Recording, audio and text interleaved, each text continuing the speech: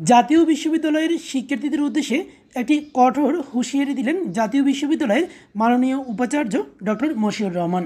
জাতীয় বিশ্ববিদ্যালয়ের মাননীয় উপাচার্য একটি অনার্স প্রথম বর্ষের শিক্ষার্থীদের মধ্যে উপস্থিত হয়ে সাধারণত এই হুঁশিয়ারিটি দিয়েছেন জাতীয় বিশ্ববিদ্যালয়ের সকল শিক্ষার্থীদের প্রতি। আর সেটা হচ্ছে, ক্লাসে উপস্থিত না হয়ে পরীক্ষায় অংশগ্রহণ নিয়ে কঠোর হচ্ছে জাতীয় বিশ্ববিদ্যালয়, এমনই একটি সিদ্ধান্ত জানিয়েছেন জাতীয় বিশ্ববিদ্যালয়ের মাননীয় উপাচার্য। ক্লাসে উপস্থিত না হয়ে পরীক্ষায় অংশগ্রহণ এবং উত্তীর্ণ হওয়ার বিষয়ে কঠোর পদক্ষেপ গ্রহণ করতে যাচ্ছে জাতীয় বিশ্ববিদ্যালয়। রবিবার গাজীপুরে জাতীয় বিশ্ববিদ্যালয়ের মূল ক্যাম্পাসে সিনেট হলে অনার্স প্রথম বর্ষে ভর্তিকৃত শিক্ষার্থীদের ওরিয়েন্টেশন প্রোগ্রাম 2024-এ প্রধান অতিথির বক্তব্যে এই হুঁশিয়ারি বার্তা প্রদান করেন উপাচার্য ডক্টর মশিউর রহমান। শিক্ষার্থীদের নিয়মিত ক্লাসে উপস্থিত থাকার আহ্বান জানিয়ে উপাচার্য ডক্টর মশিউর রহমান বলেন, শুধু কাগজে সনদ অর্জন নয়, নিয়মিত ক্লাস পরীক্ষায় অংশগ্রহণ করায় যথার্থ জ্ঞান অর্জন করে একজন শিক্ষার্থীকে পড়াশোনা শেষ করতে হবে। অন্যথায় কাগজের সনদ অর্জন করে কোনো লাভ হবে না। বর্তমানে প্রতিযোগিতামূলক বিশ্বে টিকে থাকতে হলে দক্ষতা অর্জনের বিকল্প কোনো পথ নেই। শিক্ষার্থীদের উদ্দেশ্যে উপাচার্য ডক্টর মশিউর রহমান আরও বলেন, কলেজ ক্যাম্পাসে তোমরা যারা নবীন শিক্ষার্থী এসেছো, এটি তোমাদের জীবনের শ্রেষ্ঠ সময়। কোনো রকম দুর্বলতা না রেখে পথ চলতে হবে। দুর্বলতা রেখে পথ চলা সমীচীন নয়। তোমরা যারা এই বিশ্ববিদ্যালয়ে ভর্তি হয়েছ, তোমরা কখনো হীনমন্যতায় ভুগবে না, কারণ এই বিশ্ববিদ্যালয়ের শিক্ষার্থীরা পৃথিবীর শ্রেষ্ঠ বিদ্যাপীঠে পড়াশোনা করছে। বাংলাদেশেও তারা উদ্যোক্তা, পেশাজীবী, শিল্প, সাহিত্য ও সংস্কৃতিতে সাফল্যের স্বাক্ষর রেখে চলেছেন।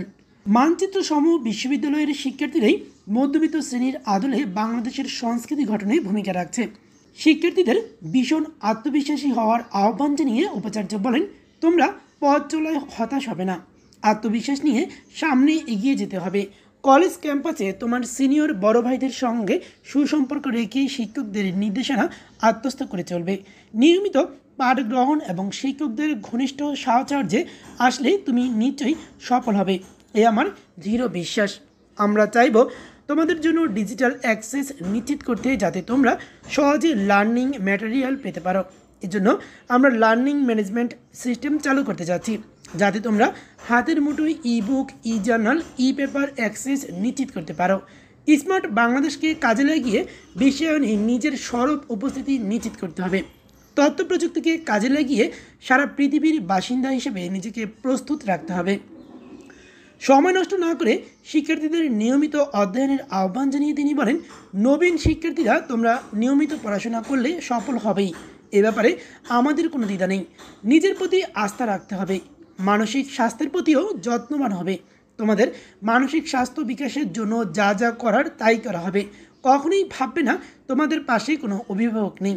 তোমাদের পাশে শিক্ষক, অভিভাবকরা সবাই আছেন।